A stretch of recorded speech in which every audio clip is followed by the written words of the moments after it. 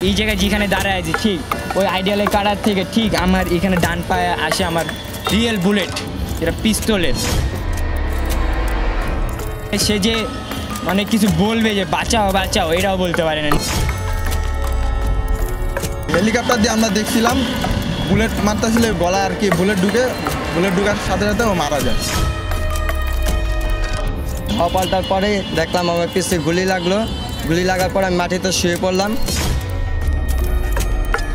নিপোরনের 10 নম্বরে আমিও ইনজুরি হয়েছি এবং ক্ষত বয়ে বেড়াচ্ছে।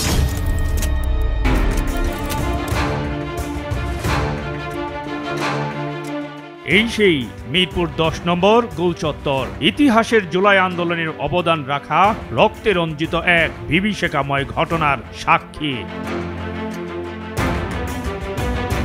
এখানে আন্দোলনরত সাধারণ ছাত্র, সকল শ্রেণী পেশার মানুষ এবং রাজনৈতিক দলের সদস্যদের উপর পতিত সরকার তার দলীয় বাহিনী দিয়ে আন্দোলনকারীদের উপর চালান নির্মম নিপীড়ন। এই ঐতিহাসিক মিরপুর 10 নম্বর গোল চত্বর, যেটি স্বাধীনতা চত্বর নামে খ্যাত, সেই চত্বরটিতে যারা সরাসরি অংশগ্রহণ করেছিল তাদের মুখ থেকেই শোনাবো বিগত ফ্যাসিস্ট আন্দোলনের যে সূত্রপাত এবং সেই আন্দোলনে আহতদের যে অবস্থা, কিভাবে তারা এখানে আহত হয়েছিলেন, তাদের উপর কিভাবে আক্রমণ করা হয়েছিল, সরাসরি তাদের মুখ থেকে শোনানোর জন্য আজকে আমরা হাজির করেছি।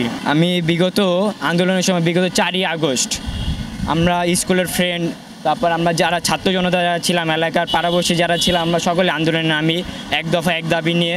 দেখ, আইন শৃঙ্খলার কোনো লোক ছিল না, তাদের হাতে অস্ত্র ছিল, নানা ধরনের অস্ত্র।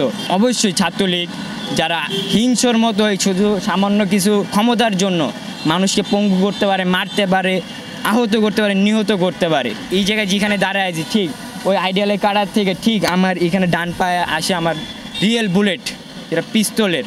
নিজের চোখে দেখা, আমার হেলমেট পরা, ডান পায়ে এসে আমার লাগে। তখন আমি ঠিক লাগার সাথে সাথে আমার ডান পাশে আরেকজন ছাত্র ছিল, তার ঠিক বুক বরাবর এসে গুলি ছিদ্র করে আমার চোখে নিয়ে ছিদ্র করে চলে যায়। তখন আমি যখন এখানে গুলিবিদ্ধ হয়ে পড়ে যাই, তখন আমার যারা ফ্রেন্ড সার্কেল যারা ছিল, তখন যদি তারা আমার এখান থেকে যদি না নিয়ে যেত, তখন অবশ্যই যারা হিংসর মতো আমার দিকে আসতে ছিল, চাপা ডেট যত ধরনের অস্ত্র ছিল, হয়তো আমি ওইখানে ডেড হয়ে যেতাম।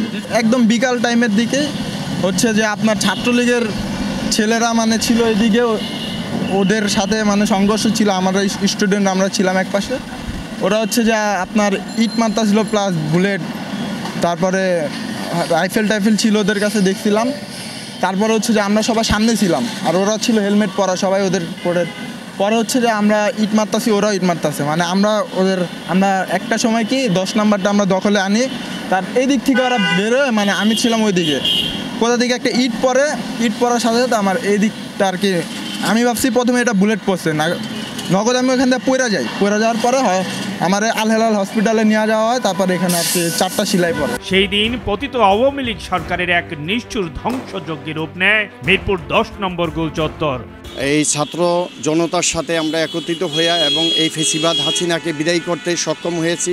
নিপোরনের 10 নম্বরে আমিও ইনজুরি হয়েছি এবং ক্ষত বয়ে বেড়াচ্ছে আমাদের শরীরে, অনেক ক্ষত আছে। আমাদের ছাত্র জনতা অনেক নিহত হয়েছে, অনেক আহত হয়েছে এবং আমাদের অনেক ছাত্রদল যুবদলের নেতৃবৃন্দ নিহত হয়েছে। আমরা জনাব তারেক রহমানের নির্দেশে আমরা ওইখানে 36 দিনের আন্দোলনে আমরা ওইখানে উপস্থিত ছিলাম। ছাত্ররা বলল 4 তারিখ দুপুর 12টা থেকে 10 নম্বর গোলচক্করে থাকবে। তখন আমরা 1টার দিকে আসছি, গোলচক্করে দেখি আমরা হইলো আওয়ামী লীগ ঘেরাও করছে। আওয়ামী লীগ ঘেরাও করার পরে দেখি আমরা ছাত্রদের ওখানে যেতে পারিনি। তারপর আমরা 6-7 জন ফ্রেন্ড মিলে কী করলাম, 6 নম্বর দিয়ে ঢুকলাম। 6 নম্বর দিয়ে ঢুকে তারপর এই জায়গায় আসলাম।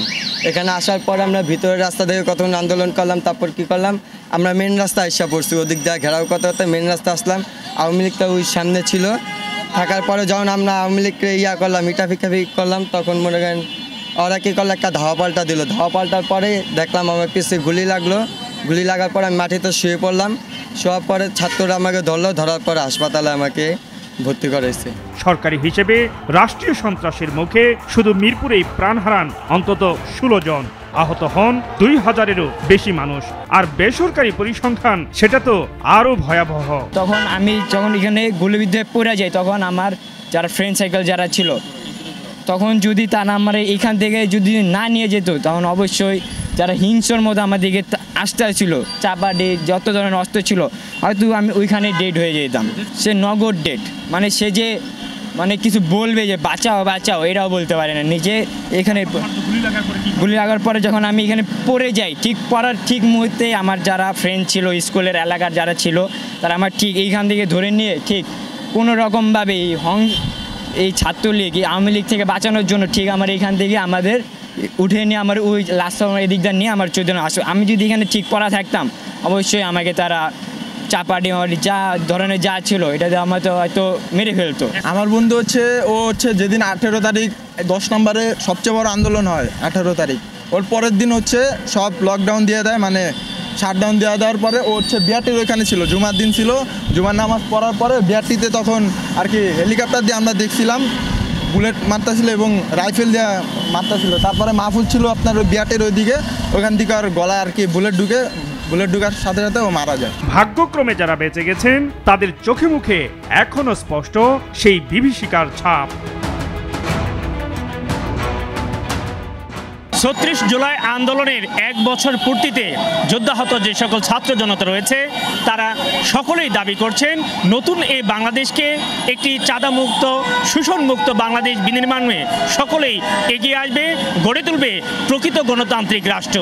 সিরাজুল ইসলাম, বৈশাখী সংবাদ, ঢাকা।